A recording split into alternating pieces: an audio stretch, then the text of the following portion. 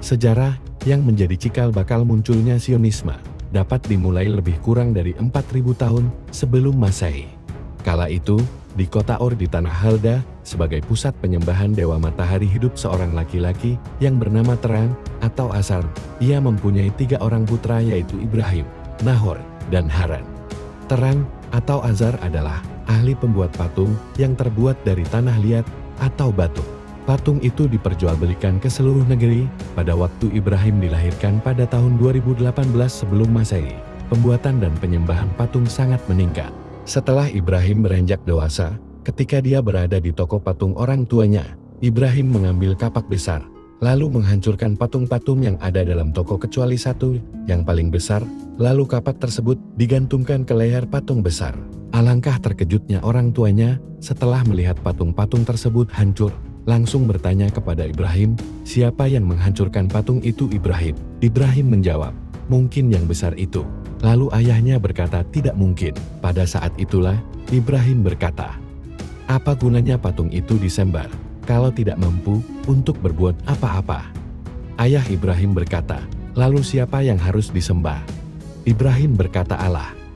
Allah yang telah memperedarkan musim, mendatangkan hujan, dan menyuburkan tanah. Jawaban tersebut membuat ayahnya heran, karena belum pernah mendengarkan perkataan seperti itu. Penentangan terhadap penyembahan patung terdengar oleh Raja Namrud, yang berakibat terjadinya pembakaran pada Ibrahim. Namun Ibrahim tidak terbakar. Kemenangan yang diperoleh Ibrahim membuat Raja Namrud marah. Kemudian Ibrahim bersama istrinya Sarah dan anak saudaranya Lut meninggalkan kampung halamannya menuju pada suatu daerah yang tidak menentu. Pengembaraan yang dilakukan oleh Ibrahim membuat ia dan keluarganya sampai ke Palestina atau Kan'an. Suku-suku yang mendiami Kan'an atau Palestina pada saat Ibrahim tiba, diantaranya adalah suku Kananit, Moabit, Amalekit dan Amorit. Mereka inilah yang memberi istilah Ibri yang berarti dari seberang.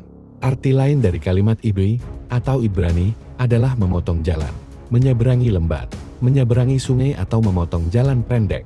Kalimat Ibri atau Ibrani berasal dari abaran atau fi'il sulatsi 3 huruf yang berarti bertukar-tukar tempat, berpindah-pindah, yaitu sesuai dengan karakteristik dan kebiasaan-kebiasaan yang biasa berlaku bagi kehidupan penghuni padang pasir.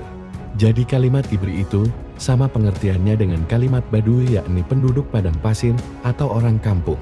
Pada tahun 1918 sebelum Masehi, Ibrahim memperoleh anak dari istrinya Sarah yang bernama Ishak atau Ishak, dan dari istrinya Siti Hajar bernama Ismail. Anak yang dari Sarah inilah nantinya melahirkan seorang anak yang diberi nama Yakub yang kemudian dinamakan Israel. Yakub yang juga bernama Israel inilah yang memperoleh anak 12 orang, masing-masing sebagai berikut.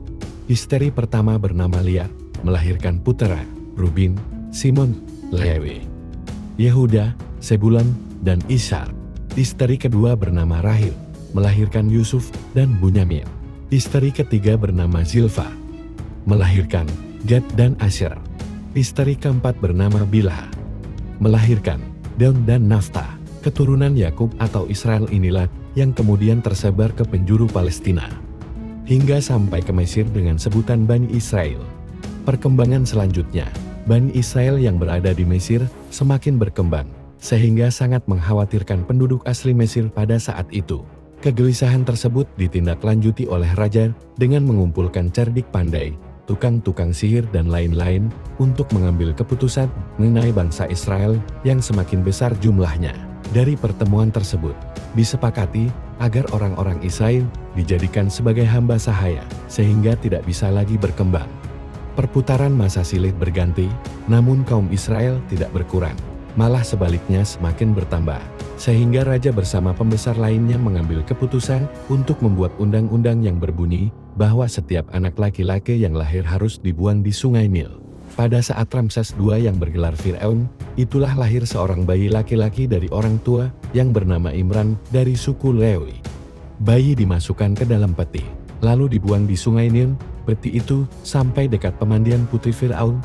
Peti tersebut diambil, dan sewaktu dibuka ternyata isinya adalah bayi laki-laki, kemudian dipelihara dan diberi nama Musa atau Moses. Setelah bayi itu besar, maka terjadi pertentangan antara Musa dan Fir'aun dan dimenangkan oleh Musa. Pada saat itu, Musa bersama kaumnya keluar dari Mesir menuju ke Palestina. Namun Musa tidak sempat sampai lalu kemudian meninggal dunia. Demikian juga saudaranya Harun. Adapun yang membawa kaum Israel Palestina adalah Yusha bin Nun, salah seorang sahabat yang diwasiatkan oleh Musa untuk memimpin kaumnya masuk ke Palestina melalui timur laut Sungai Yordan dan menyeberangi sungai itu memasuki kota Arya dengan terlebih dahulu membunuh seluruh penduduknya. Pada zaman itu, mulailah Bani Israel memerintah bumi Palestina. Setelah Bani Israel mendiami Palestina atau Yerusalem, bangsa ini mencapai puncak kejayaannya, hingga tiba saat penghancuran yang dilakukan oleh tentara Romawi. Kehancuran Yerusalem disusul oleh zaman diaspora yaitu zaman merantau, maka bangsa Yahudi menyebar kemana-mana, terutama ke seluruh benua Eropa, baik barat maupun timur. Pada zaman diaspora itulah, maka akhir abad ke-19 lahir cita-cita Sionisme di kalangan mereka yang bertujuan untuk memperoleh kembali Yerusalem.